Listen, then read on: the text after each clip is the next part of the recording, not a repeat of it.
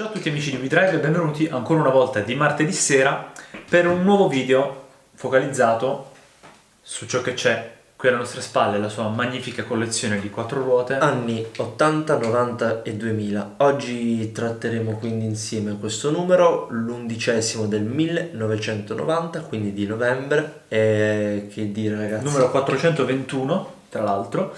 Però prima di farvi vedere la copertina e quant'altro, iscrivetevi al nostro canale, attivate le notifiche con il campanello, seguiteci se vi va sui nostri account social Facebook e Instagram e alla fine di questo video fateci sapere nei commenti i vostri pensieri e suggerimenti riguardo questo nostro nuovo format. Novembre 1990, questo numero 421 di quattro ruote, con in copertina un qualcosa che secondo me ti fa sciogliere il cuore. Ragazzi, che dire, è la mia auto.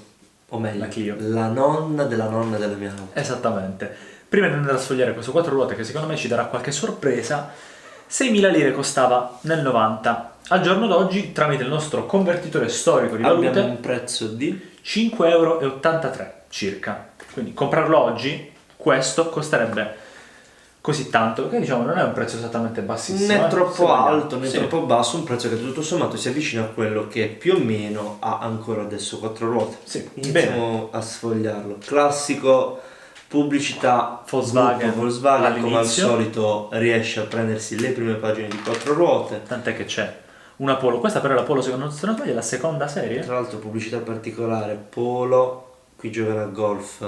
Cioè, ragazzi, o meglio, Insomma. marketing di Volkswagen, capiamoci. Insomma. La golf la metterete in un campo di polo insieme ai giocatori cricket? Vedremo, Non so. può essere.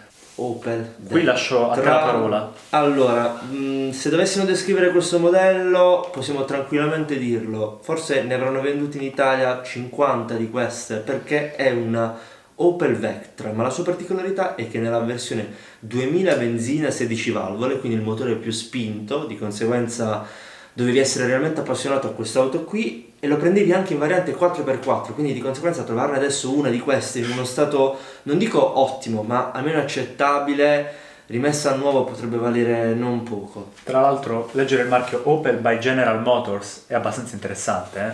Opel faceva parte di GM, però non avevo mai letto questa dicitura proprio esplicita. Allora, sì, parliamo di un secondo, nel senso... Allora, la Fiat Tempra ce l'aveva mio zio, ed è un'auto comoda, dello stesso segmento della Alfa 155 e della mia Lancia Dedra.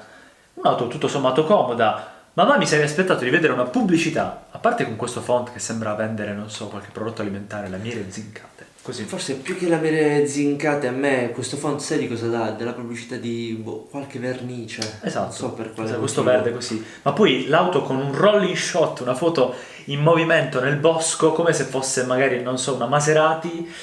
Non lo so, è interessante, è molto particolare, devo dire. Anche qui si legge il CX più basso Sì. della categoria, insomma, era una cosa che forse per quegli anni era abbastanza Esattamente. importante dichiarare il CX piuttosto che altro, ecco. Certo. Questa è una Cos'è? Lancia Dedra. Ok. Lo so, fidatevi di me, vedo gli interni, questa è una Lancia Dedra. Ottima come pubblicità, il piacere di servirvi meglio, sembra più che il cockpit, la plancia di un'auto, non so, un caccia. Sì, perché ci sono quegli anni. tutti questi colori azzurrini, stile Top Gun anni 90, con la strumentazione digitale in verde e le lancette verdi analogiche. Tra l'altro, se non ricordo male, la Dedra fu una delle prime che poteva avere negli ultimi anni come optional il quadro strumenti totalmente digitale. Cioè Virtual Cockpit, levate. Già iniziamo ad avvicinarci. Posso parlare io? Vai, Ragazzi, vai. io, Clio, che pubblicità bella è questa, i consumi come dico io, quindi sicuramente ora non starò a leggere un po' tutta la didascalia, comunicano consumi molto contenuti, ecco infatti leggo alcune cilindrate, tra l'altro 1200, 1400, 1100, motori questi che se non ricordo male sono stati tenuti in vita per un bel po' di tempo da parte di Renault, in quanto tra lei e la Twingo si riusciva veramente ad avere percorrenze ottime. Ancora elettronica, tutte queste persone con le videocamerine a VHS. Tra l'altro questa marca Sanyo totalmente fallita, scomparsa, finita nel dimenticatoio. Sì, io avevo un vecchio mangiacassette, non so ragazzi se avete presente, è la bis nonna di Spotify, per intenderci, quindi qualcosa che forse i più grandi, anche più grandi di noi, conosceranno un po' meglio. Oh, lo sapevo che ci sarebbe stata qualche sorpresa, perché come tu hai trovato la pubblicità della Clio, Io ho trovato la pubblicità Della tua scusa. lanciadedra, Esatto. che tra l'altro è quale tra questi motori la tua? Per questa è la mia, la 1600, ad esempio LS 1690 cavalli, è la mia, con ABS e quant'altro. Ogni scusa è buona per guidare una lanciadedra, un'auto a cui io sono ovviamente affezionatissimo. Nell'antica Roma, se vogliamo, Sì, la questa Volvo sontuosità e la delicatezza romana Mamma di questa mia. pubblicità Volvo, Clamorosa. l'eccezione alle sue regole. Parliamo quindi di una Volvo 950, 960. 960 turbo, turbo diesel. diesel.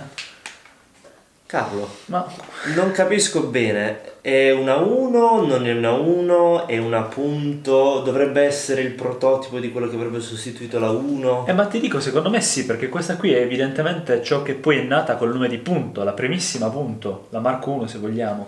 Infatti, vedi, leggo scritto sopra la Geometro. Geometro. Interessante utilitaria che sta ottenendo un notevole successo negli Stati Uniti. A destra la nuova 1, virgolettato. Secondo una nostra riconoscizione ed è prevista per la fine del 1993, anno in cui sono nato io. Non ricordavo fosse del 93 la punta. Infatti è inequivocabilmente lei, la linea laterale è Sicuramente, però questo non credo. quella. No, purtroppo non è nata una Punto off-road, purtroppo. Una Punto 4x4, chiamiamola così. Qui abbiamo un po' di coupé sportive, una Maserati, una Mercedes SL, Rover e Lexus, Lexus. che andava tantissimo in America in quegli anni lì, e poi tutti altri focus sugli altri brand tipo Bentley, BMW eccetera.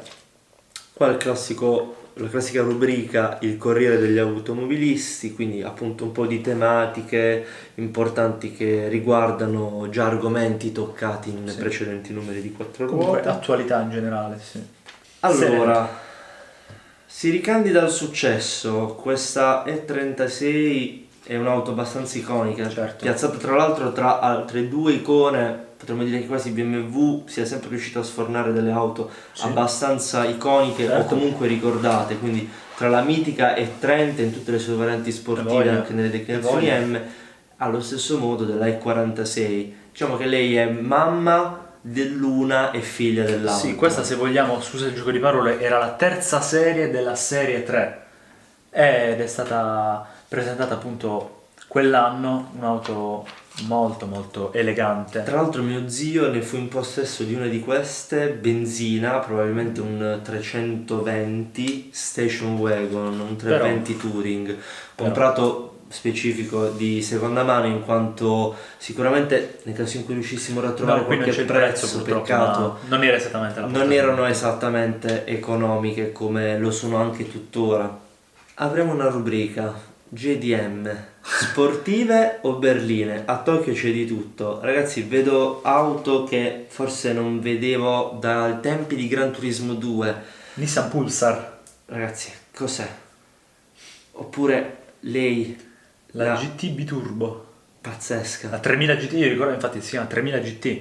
Sì, La ricordavo sì, così. E lei montava un V6 pazzesco, tra l'altro andandolo a modificare si raggiungevano risultati non indifferenti. Questa già di base ha 305 cavalli come leggo qui, quindi insomma è un'auto non male.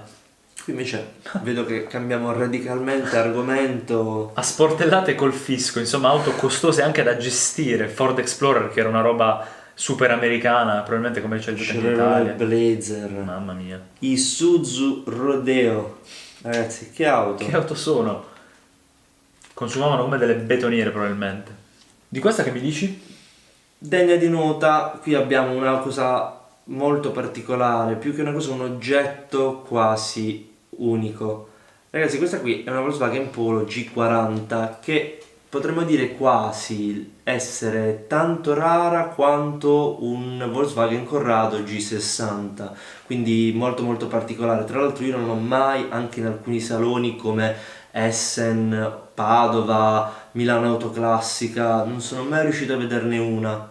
Carlo, possiamo un attimo fare chiarezza? Sì, perché avevamo notato in uno dei numeri precedenti, se non sbaglio, di quattro ruote, di questi quattro ruote vecchi che hai tu, che il diesel era il futuro. Esattamente. Ora, novembre 1990, lo vogliono morto. Qualcuno tenta di uccidere definitivamente il diesel.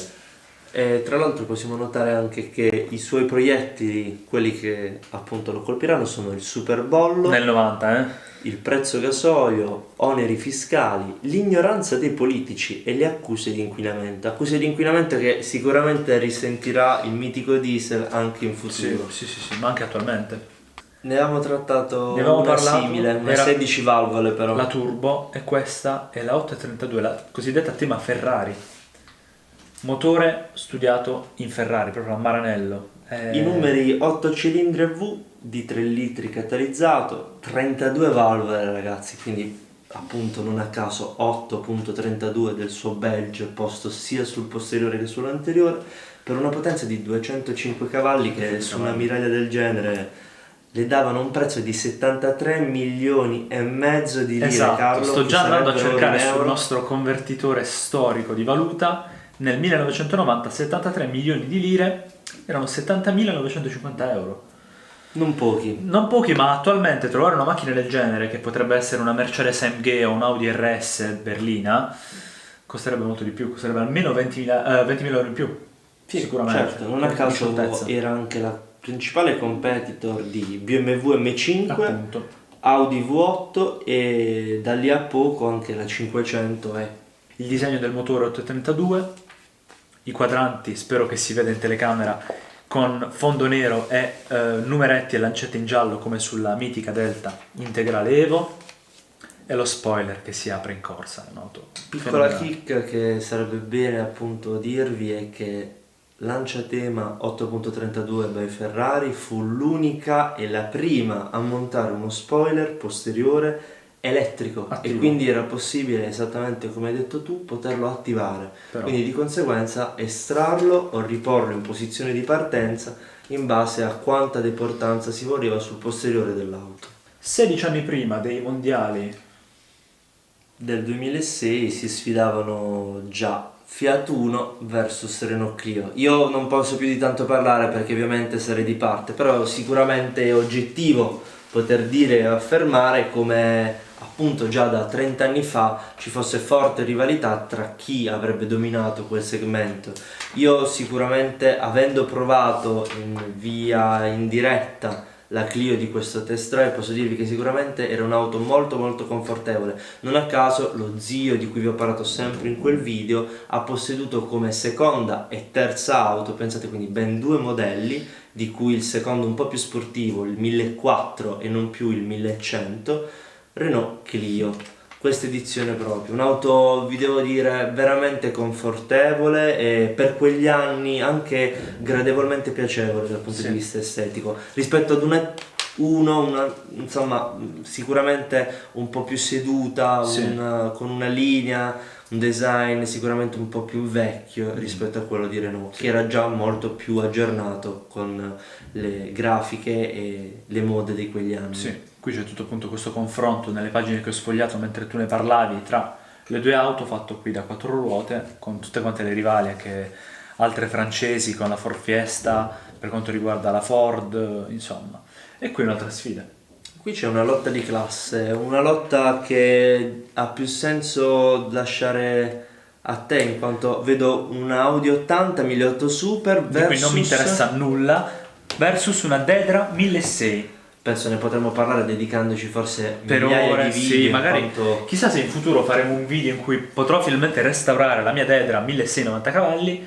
Ebbene sì, questa bella sfida di classe, perché appunto interni in radica, tessuti, pelli varie, e per quanto riguarda l'Audi anche pelle, plastica e quant'altro, erano due auto veramente tanto eleganti, forse non le due auto più capite dei brand rispettivamente, va detto, perché la Dedra, devo ammettere, non è stata memorabile quanto la Tema, per esempio. E sicuramente ha vissuto degli anni dove tutti i riflettori erano puntati principalmente sulla Lancia Delta. Esatto, tra l'altro sì, nata all'inizio, alla fine degli anni 80, comunque in un'epoca in cui la Deltona primeggiava, viveva un po' nell'ombra, ecco. Devo dire che probabilmente questo numero di quattro ruote è uno di quelli che più ci lega a livello affettivo, perché io, vabbè, parlo per esperienza personale, possessore di Lancia Dedra, trovarla in una prova è sempre bello.